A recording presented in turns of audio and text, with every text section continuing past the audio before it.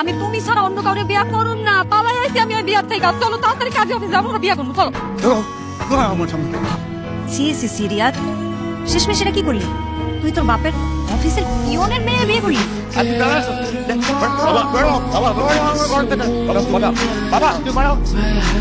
বাবা আমিও কি চলে যাবো? ছেলেকে যখন ত্যায্য করছি বৌদি কি করবে?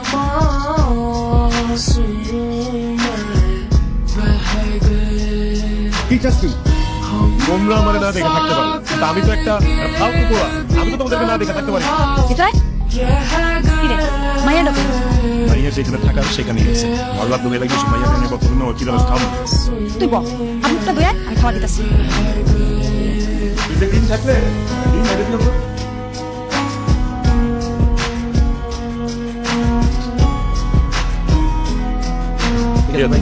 আসি দাদা, ঠিক আছে। তুমি বললা না যে তুমি এতগুলো টাকা হঠাৎ করে কোথা থেকে পাইলা? আরে পাইছি, আমার একটা ইন্টারভিউ ছিল, আমিও বলেছি আমার ইউনিভার্সিটিতে পড়ার স্বপ্নকে পূরণ হবে আদৌ? 100 বার পড়াশোনা করতে হবে, 100 বার। তোমার নিজেরই তো পড়াশোনা শেষ হয়, তুমি দুজনে পড়াশোনা করে চাকরি চালাতে পারবা? আমার আর পড়াশোনা করার ইচ্ছা নেই, তুই পড়াশোনা করলে হবে। দেখো আমি পড়াশোনা শেষ করে ভালো একটা চাকরি করবো, তারপর তোমার সব টেনশন আমি দূর করে দেবো।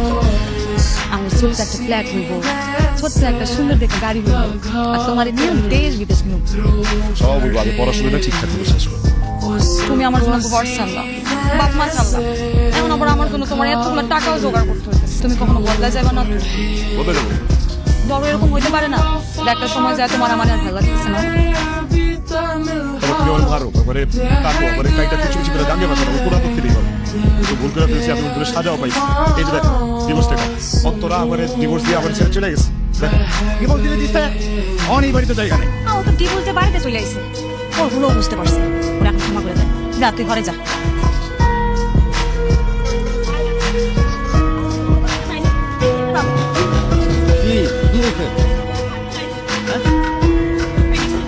এই রকম বললো তো সেমিস্টারের বইটা থ্যাংক ইউ জান।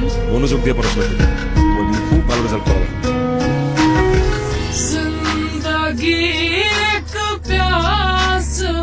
না না আরে বাবা বেশি বেশি খাইতে হবে, পরীক্ষা না যত খাবার তত ব্রেন খুলবে। ডিস্টার্ব করো না তো পড়ার সময়। আর প্রত্যেকদিন এক খাবার খেতে ভালো লাগে? তোমার কতবার আমি বলছি যে তুমি একটু মাছ মাংস কিনে নিয়ে আসো, আমার কোনো কথা তোমার কানে ঢুকে মানে চলো মানে আমি মানে চলি না। গত 2-3টা মাস ধরে 4-5টা কাপড় পরেই আমি কাজ করতেছি। আমার ক্লাসমেটরা আমার বান্ধবীরা বিভিন্ন জায়গায় খাইতে যায়, ঘুরতে যায়, আমি তোমার কাছে জীবনে টাকা চাইছি এসবের জন্য? এটা জামা কিনে দিতে বলছি তোমারে? তোমার জানি খরচ না হয় এজন্য এই এক রুমের বাসা আমি তোমারে বদলাইতে বলি না। আর কেমনি ভাবে চলবো আমি বলো? অন্তরা, এটা তোমার হাজবেন্ড রিয়াদ না? তো এখানে ভ্যান গাড়িতে জুতো নিয়ে কি করে? ও ভ্যানে জুতা বিক্রি করে। চলো তোমার হাজবেন্ডকে রেজাল্টের খবর দিয়েছি। হাই ব্রো, চিনতে পারছেন আমাকে? চিনতে পারছো ওই যে টুটুল? হ্যাঁ হ্যাঁ বলেছে বলেছে। কি অবস্থা ভাই, কেমন আছে? জি আলহামদুলিল্লাহ ভালো আছি। ব্রাদার, আপনার ওয়াইফের তো আজকে রেজাল্ট দিতে, ও তো ফাটাই ফেলছে। আচ্ছা তোমার রেজাল্ট দিচ্ছে? ভালো রেজাল্ট করছে তো জানি, বৃষ্টি নিয়ে এসেছি খাইলাম। বইলো না, টুটুল এত খাবার খাওয়াইছে এখন আর কোনো কিছু পেটে দেওয়ার মতো এক ফোঁটা জায়গা নেই। সে তোমার পরীক্ষা রেজাল্ট দিল, এত ভালো রেজাল্ট করলাম, চাকরির ইন্টারভিউ দিলাম, আমরা জানি না বইলা গেছিলাম কি যে গরম লাগতেছে। সারাদিন এসির মধ্যে ছিলাম না, আমার বাসা আসার পর থেকে অনেক গরম লাগতেছে। রিয়া তোমার শরীর থেকে না এরকম ঘামের গন্ধ আসতেছে। যাও তো যাও, কত আসছো? শরীর থেকে ঘামের গন্ধ আসতেছে, তুমি নিতে পারতেছো না? তোরা একটা সময় আমার ঘামের গন্ধ তোর কাছে পারফিউমের গন্ধ চেয়ে বেশি ভালো লাগে। কি সব বলতেছো তুমি? কবে আমার তোমার ঘামের গন্ধ পারফিউমের মতো লাগছে? এত তাড়াতাড়ি বদলে গেল। তো একটু তো বদলাবই। আগে ছিলাম এসএসসি পাস আর এখন অনার্স পাস। এতদিন খালি আমি চোখ বন্ধ করে আর মুখ বুঝা পড়ছি আর পড়ছি। এই ঘরটার চারদিকে তাকায় আমি দেখি নাই ঠিক মতো, কিন্তু এখন এই ঘর, এই সংসার আর এই তুমি আমার অপছন্দের। তোমারও পছন্দের?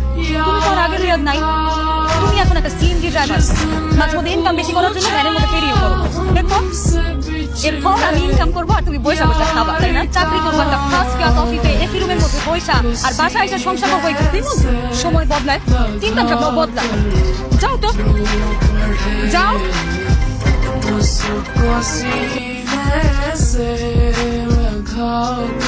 হ্যালো, আমার চাকরি হয়েছে, আলহামদুলিল্লাহ। ভালো স্যালারি, আর অফিসে যাওয়া আসার জন্য গাড়িও আছে। আলহামদুলিল্লাহ আলহামদুলিল্লাহ। প্রথমে তোমাকেই জানালাম, পরে তো আবার বলবা যে আমি তোমাকে কিছুই জানাই না। খুবই খুশি হয়েছি অন্তরা, খুবই খুশি হয়েছি। যাক, আল্লাহ বাঁচাইলে আমার কষ্টের দিন শেষ, আমার দুঃখের দিন শেষ। শোনো, আমি আজকে বাসায় ফিরবো না। কেন কই যাবা? ওই যে আমার ক্লাসমেটরা আমাকে বলেছে যে ওদেরকে ট্রিট দিতে হবে, তো আমরা 7-8 জন মিলে চলে যাচ্ছি। আজকে তাহলে আইবা না? মানে ওই লাগেজ মাগেজ কাপড় চোপড় এগুলো নিতে আইবা না? আমি লাগেজ নিয়ে বের হয়েছি। আচ্ছা রাখি, হ্যাঁ? আর শোনো, আমাকে যদি ফোনে না পাও তাহলে তুমি টেনশন করো না, আমি যেখানে যাচ্ছি ওখানে 1-2 মিনিট থাকতে হবে। আচ্ছা আচ্ছা, শুনো, হ্যাঁ হ্যাঁ, রিয়াল, আমার কিছুই করার নেই। আমি অনেক চিন্তা ভাবনা করে তারপরে সিদ্ধান্ত নিয়েছি। সময়ের সাথে সাথে অবস্থানের পরিবর্তন হলে মানুষের আগের অবস্থানে ফিরে যেতে পারে না। ধরো তুমি একসঙ্গে বেড়াবার টিনের ঘরে থাকো, তারপর যখন ফ্ল্যাটে থাকা শুরু করবা তখন নিশ্চয়ই তুমি একদিনের ঘরে ফিরে যেতে চাবা না, অথবা পারবা না। তোমার সাথে বাকি জীবন কাটানো আমার পক্ষে সম্ভব না। দুটোর সাথে আমার বিয়ে হবে, সব ঠিক হবে। প্লিজ তুমি কোনোভাবেই আমার জীবনের আশেপাশে আড়াইশো না। তুমি সুখে থাকো, শান্তিতে থাকো, ভালো থাকো, এটা আমার সবসময় চাওয়া। আর হ্যাঁ, তুমি এখন পর্যন্ত আমার জন্য যা যা করছো সেজন্য ধন্যবাদ অন্তরা। তুমি কখনো বদলা যাবে না তো? বদলে যাবো। ধরো এরকম হইতে পারে না যে একটা সময় যায় তোমার আমার আর ভালো লাগতেছে না। আমার আর পড়াশোনা করার ইচ্ছা নেই, তুমি পড়াশোনা করলে আমার বলি।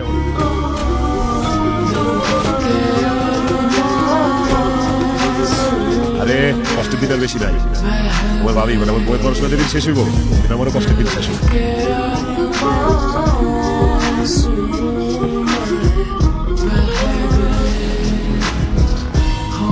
সাবেদ ভাই, সাবেদ ভাই, তোমার তো আমি খুঁজতেছিলাম। আরে কি আর যাবে, কেন যাবে? যাবে তো আমার 20 টাকা দিয়ে দিলাম, 20 টাকা। 20 টাকা তুই কি করবি? আমি একটা চা খাবো যাবেন। যার দাম তো 6 টাকা, আর 14 টাকা কি করবি তুই? বইয়ের সেমিস্টার দিয়ে দেবো জাভেদ ভাই, কিন্তু জানো আমার বইয়ের পড়াশোনা পিছনে অনেক টাকা খরচ হয় না। ও আবার সেমিস্টার। এই জাভেদ ভাই, জাভেদ ভাই তুমি এমনি বদলে গেলা, তুমি আমার সাহায্য করতে যাবেন ভাই।